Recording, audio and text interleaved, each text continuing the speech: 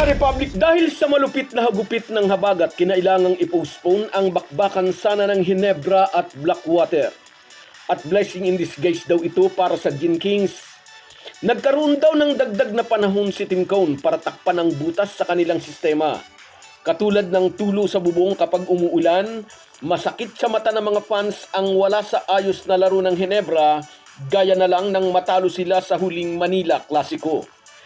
Dahil sa postponement, naiwasan daw ng Gin Kings na makabangga agad ang Blackwater na mainit pa sa pagpapataob sa Phoenix Fuel Masters. Ngunit dapat daw maghanda ng todo ang Ginebra dahil sa pagbabalik aksyon ng PBA, sasagupa sila sa mga kupunang laging uhaw sa kanilang dugo.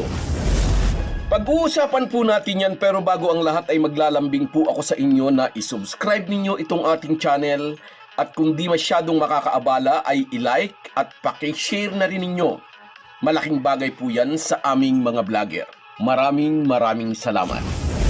Mga ka-Republic, blessing in disguise daw para sa Ginebra na napospone ang laro nila kagabi. Matapos talunin ang Phoenix ay inspirado ang bossing na muling pumalaot sa labanan at handa na raw sanang resbakan ang Gin Kings na tumalo sa kanila sa first round ng elimination. Dahil nga di natuloy ang laban, nakaiwas di umano ang mga mag-aalak sa mainit na momentum ng Blackwater. Isang laro na lang ang nasa schedule ng Ginebra bago ang FIBA break, at ito'y ang laban nila kontra Meralco Bolts sa August 14. Mahalagang maipanalo ng Ginebra ang larong iyon para meron silang mababaon sa mahabang bakasyon. Hindi natin sure kung kailan ulit may sisingit sa schedule ang bakbakan ng Ginebra at Blackwater. Pero ang tiyak, pagsapit ng buwan ng October ay sasalubong sa Gin Kings ang mabibigat na laban kontra Rain or Shine, Phoenix at ang pangalawang Manila Clasico. Mahalaga ang bawat laro para sa top 4 spot. At kahit may gilas duties sina Tim Cone at Justin Brownlee, ang karanasan nila sa mga FIBA Games ay inaasahang magpapatatag sa kanila para sa huling hirit ng Governor's Cup. Ang layunin ay maibalik ang Never Say Die spirit at siguraduhing handa ang Gin Kings sa mga susunod na laban, mga labang magpapasya kung makasasalta ba sila sa playoffs. Kung hihimayin natin ang naging laro ng mga mag-aalak noong Manila Clasico, ang depensa ng Magnolia kumbaga ang naglantad sa mga butas sa sistema ng Ginebra. Nailantad daw ni Mark Barroca at iba pang bigger guards ng hotshots ang isang weakness ni RJ Abarientos. Kapag hinaharas si RJ ng malagkit na depensa, lalo na kapag sinasalubong ito ni Rom De La Rosa at Jerome Lastimosa, tila ba nararatel daw si RJ. Kapag mas malaki at mas matangkad ang kanyang gwardya, hindi niya makita ng malinaw ang passing lane, kaya napuforce siyang tumira ng wala sa forma.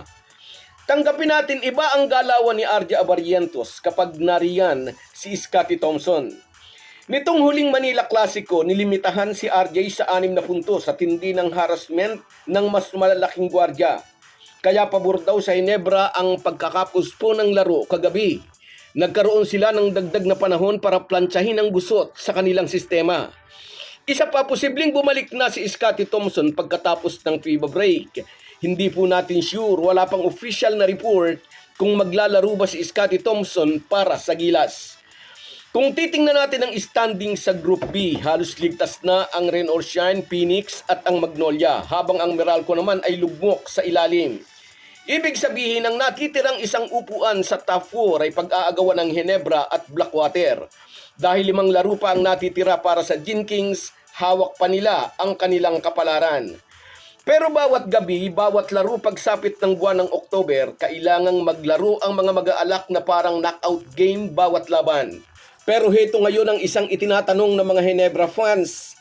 Habang ang ibang kupunan gaya ng Blackwater ay buong-buong nagpapakondisyon para sa October, ang ibang player naman ng Ginebra ay maglalaro para sa ating national team. Paano mo raw mapapakinis ang laro ni na Abarientos at Holt kung ang kanilang coach ay nakatutok naman ang atensyon sa Gilas, Pilipinas? Sa isang banda, may malaki raw itong bentahe sa aspeto ng game shape at kumpiyansa. Kung makalaro na si Justin Brownlee para sa national team, mas mabilis daw nitong maibabalik ang bagsik ng kanyang laro at handa na ito para sa PBA para palitan na si Riley Grigsby. At kapag sabay na bumalik sina JB at Scottie Thompson, matinding warning ang mararamdaman ng mga kalaban. Dahil heto na naman, buo na naman ang mga pambato ng barangay na sumungkit ng corona sa nakaraang conference. So guys, yan lang muna. Hanggang sa muli. Kung wala po kayong mga viewers namin ay walang magtatagumpay na vlogger. Kaya salamat po sa inyong panunood. Shoutout sa iyo, Cecilia Guevara. Oo nga, na-postpone kagabi. Shoutout sa iyo. At sa iyo rin, shoutout Ray Arabiton. Mabuhay ka kahit na-postpone. Ikaw rin, idol. Salamat. At sa iyo rin, Norman Flores. God bless you din, idol. Salamat. At sa iyo rin, Jimboy, babangon at mananalo tayo, idol, ka-Republic, sabi niya. At sa iyo rin, shoutout Rinante Gornes. Mabuhay ka, ikaw rin. At sa iyo rin, shout out Rubin Dulor Kabayan for the win, sabi niya. At sa iyo rin, shout out Irene Kimko, hindi raw marunong magdala ng bola ang import. Sa iyo rin, shout out Barako Mandirigma. Maraming salamat sa laging panonood, idol. At sa iyo rin, shout out Perla Codisal. Salamat sa inyong lahat. Kahit gaano po tayo kabisi ay huwag po nating kalimutan ang ating buhay espiritual. Lagi po tayong magpasalamat sa bawat araw na dagdag sa ating buhay. Malaki po ang maitutulong ng pananalangin araw-araw. Isang paalala po mula sa inyong Halo-Halo Sports Republic.